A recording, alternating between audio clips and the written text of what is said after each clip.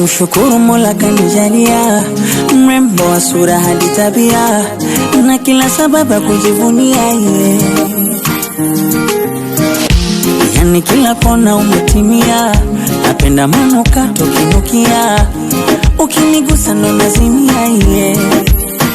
Yani kama ndege na wanae, tuogele na tupae, kwenye kiota tukakae minawe, uje nikubebe washangae, mwenye uchungu wakazae, tukicheza kuchekuchi na hotae minawe.